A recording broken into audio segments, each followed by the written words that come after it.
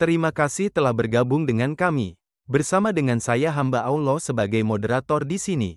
Mari kita mulai. Misteri Pondok Pesantren, Santri, Ilmu Batin, dan Dunia Jin.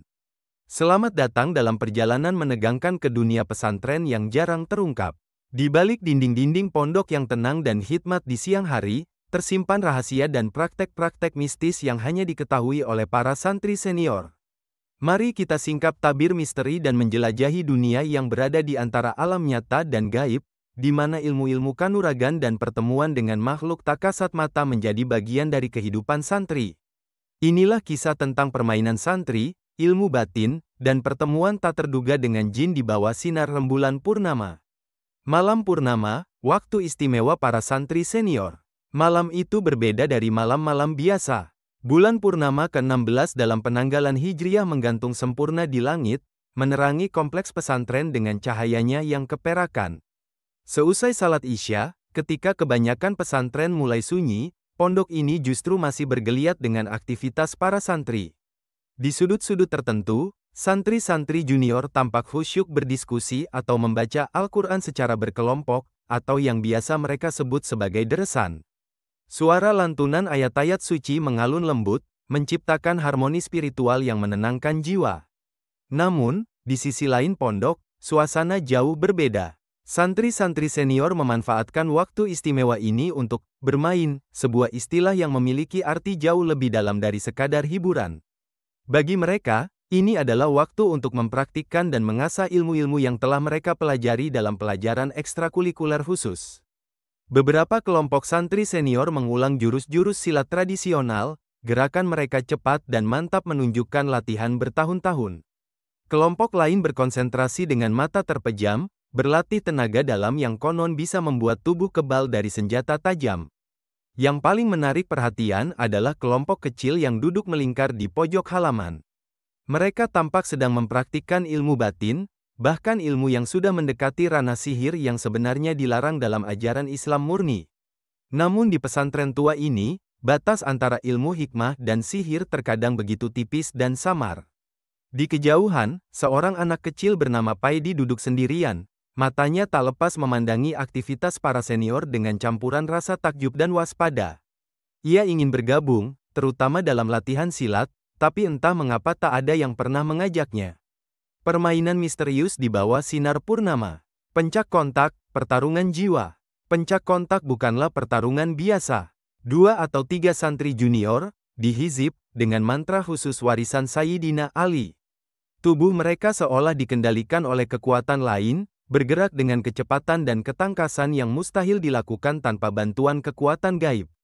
Meski berduel layaknya pendekar sejati, tak ada seorang pun yang terluka setelahnya, hanya kelelahan seperti habis berolahraga ringan.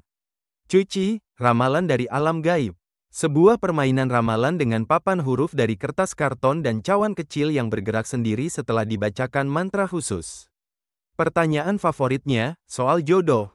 Suasana selalu riuh ketika cawan mulai bergerak, menunjuk huruf demi huruf hingga membentuk nama daerah seperti Madura, yang disambut sorak-sorai para santri. Tak seorang pun tahu kekuatan apa yang menggerakkan cawan tersebut. Adu tongkat, pertarungan benda berjiwa. Permainan paling populer di kalangan santri senior. Tongkat kayu sepanjang 40 cm yang telah diisi dengan bacaan tertentu menjadi semacam gaco, yang bisa bergerak dan bertarung sendiri. Kayu yang digunakan bermacam-macam, penjalin, randu, hingga jati. Tongkat-tongkat itu diadu satu sama lain tanpa disentuh. Yang kalah akan terpental dan terkulai, sedangkan yang menang tetap berdiri gagah, kadang seolah menari-nari di tanah. Paidi hanya bisa memandang dari kejauhan, takut terkena tongkat yang terpental. Ia tidak tahu bahwa malam itu akan menjadi titik balik dalam hidupnya, membuka matanya pada dunia yang selama ini tak kasat mata baginya. Tongkat legendaris dan kekuatan tersembunyi. Di antara berbagai tongkat yang bertarung malam itu, tongkat milik Kang Muhtar adalah yang paling ditakuti. Terbuat dari kayu penjalin yang terkenal kuat dan lentur, tongkat ini hampir tak pernah kalah dalam pertarungan. Bentuknya sederhana namun menyimpan kekuatan dahsyat. Konon, Kang Muhtar telah mengisinya dengan bacaan-bacaan khusus selama 40 hari 40 malam, berpuasa dan tidak tidur selama proses pengisian. Namun dalam hierarki kekuatan, ada satu tongkat yang bahkan lebih legendaris dari milik Kang Muhtar. Tongkat milik Kang Harun, yang kini telah lulus dan meninggalkan pesantren, selalu berhasil mengalahkan tongkat Kang Muhtar. Cerita tentang tongkat ini selalu dibisikkan dengan penuh keajaiban di antara para santri. Tongkat Kang Harun konon berasal dari serpihan kayu tongkat Nabi Musa yang terkenal mampu membelah lautan.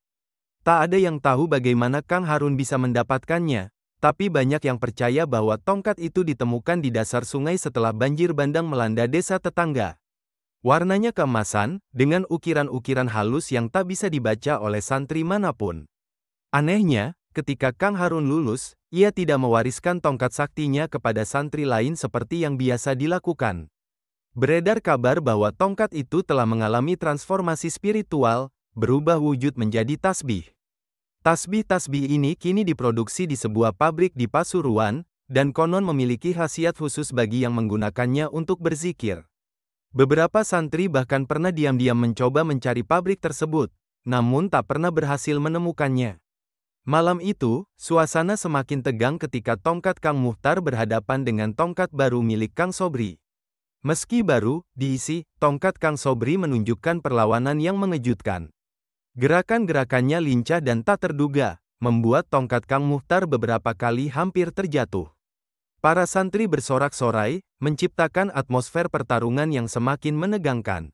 Di tengah keasyikan pertarungan, tak seorang pun menyadari bahwa malam itu akan menjadi saksi sebuah kejadian luar biasa yang mengubah kehidupan seorang santri kecil bernama Paidi selamanya. Pertemuan tak terduga dengan Gus Mursyid. Colekan misterius. Ketika Paidi sedang asyik menonton adu tongkat dari kejauhan, ia merasakan sentuhan di pundaknya.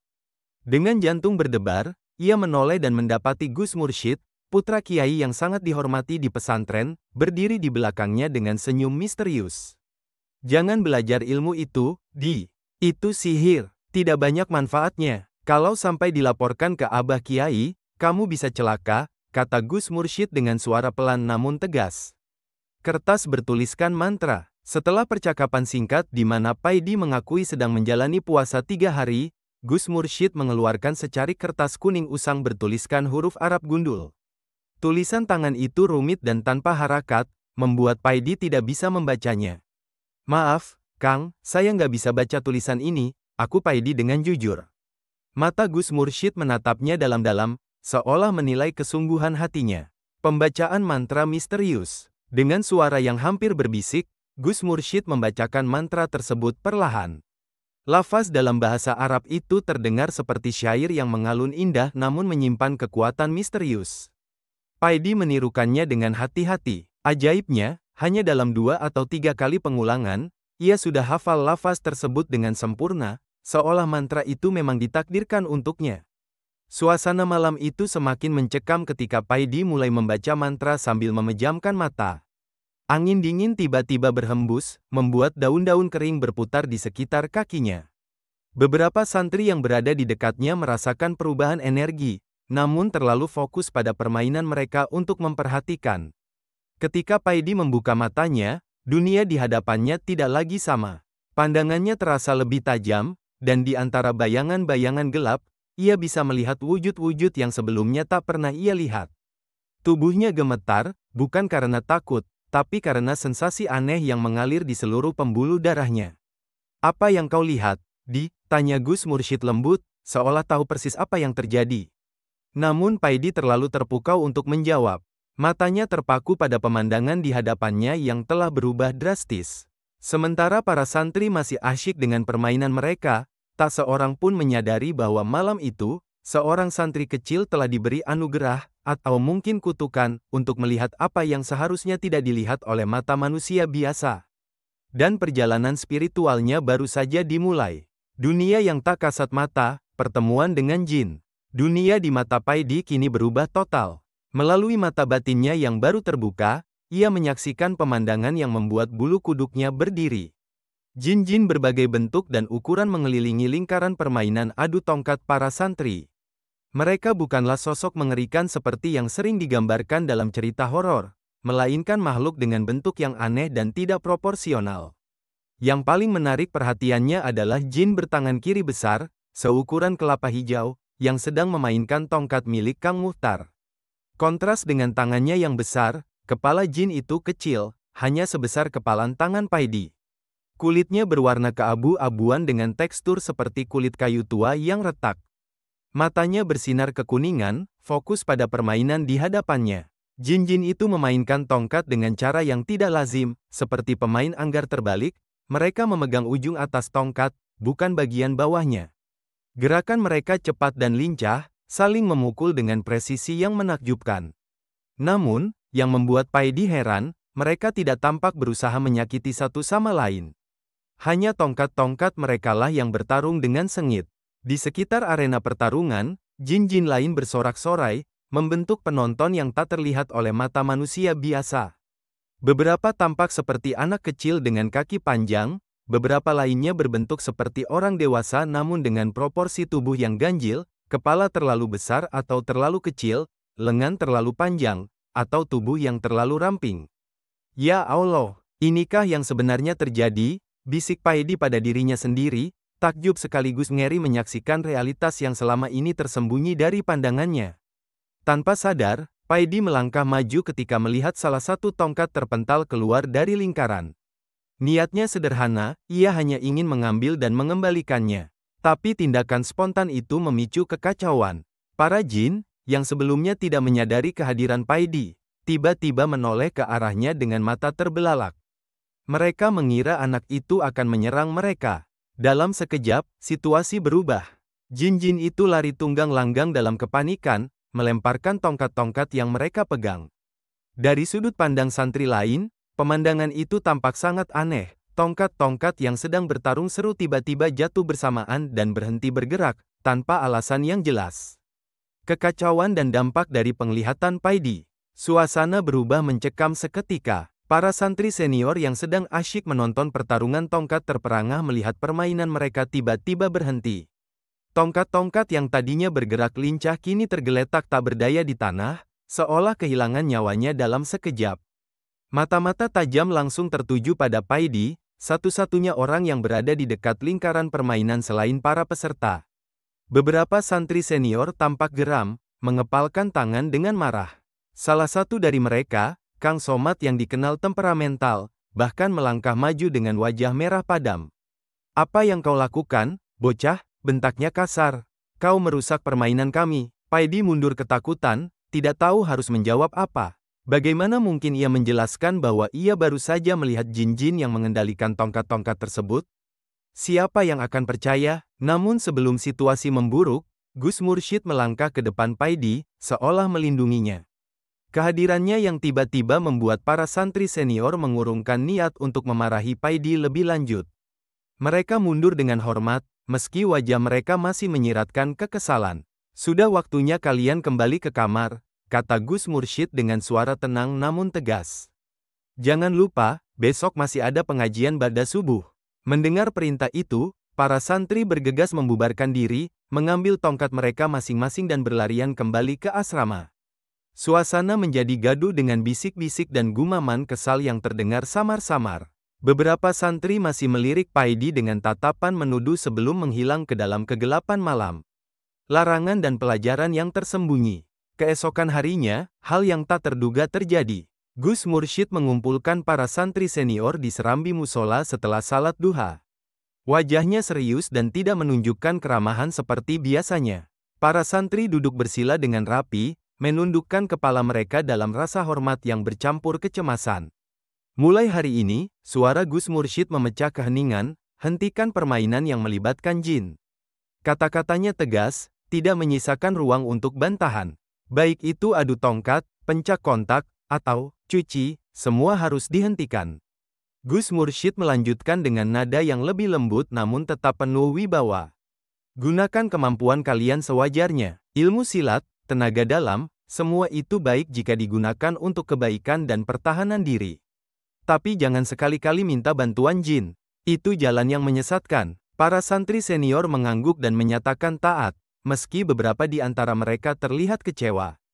Permainan-permainan itu telah menjadi bagian dari kehidupan mereka di pesantren, cara mereka mengisi waktu sekaligus mengasah kemampuan. Namun, tidak ada yang berani membantah Gus Mursyid, yang bukan hanya putra kiai tetapi juga dikenal memiliki ilmu yang tinggi. Ada batas yang tidak boleh kita langgar dalam mencari ilmu, lanjut Gus Mursyid. Ketahuilah, jin-jin yang kalian libatkan dalam permainan kalian bukanlah mainan. Mereka makhluk dengan kehendak bebas, yang bisa saja berbalik melawan kalian suatu hari nanti. Meski larangan telah dijatuhkan, Paidi tahu bahwa beberapa santri senior masih diam-diam melakukan permainan-permainan tersebut setiap malam purnama. Mereka berpindah tempat, kadang di belakang gudang atau di tepi hutan kecil di belakang pesantren. Paidi bisa merasakannya, bukan hanya karena ia kadang mendengar bisik-bisik rencana mereka, tapi juga karena ia kini bisa merasakan kehadiran jin-jin di sekitar pondok yang meningkat setiap malam purnama. Namun Paidi tidak lagi tertarik untuk menonton. Pengalaman melihat jin secara langsung telah membuatnya sadar akan dunia lain yang selama ini berdampingan dengan dunia manusia. Ia juga tidak melaporkan kegiatan terlarang para santri senior kepada Gus Mursyid atau pengurus pondok lainnya. Ia cukup tahu bahwa ada hal-hal yang tak boleh dipaksakan, meski kita bisa melihatnya. Yang tidak diketahui oleh siapapun, termasuk Paidi sendiri, adalah bahwa malam itu telah membuka pintu baru dalam hidupnya, pintu menuju perjalanan spiritual yang akan membawanya pada pemahaman mendalam tentang dunia gaib dan hukum-hukumnya. Suatu hari nanti, kemampuannya ini akan sangat diperlukan, bukan hanya untuk dirinya sendiri, tapi juga untuk melindungi orang-orang di sekitarnya. Bagi Paidi kecil, perjalanan baru ini baru saja dimulai, dan misteri pondok pesantren masih akan terus terungkap seiring berjalannya waktu.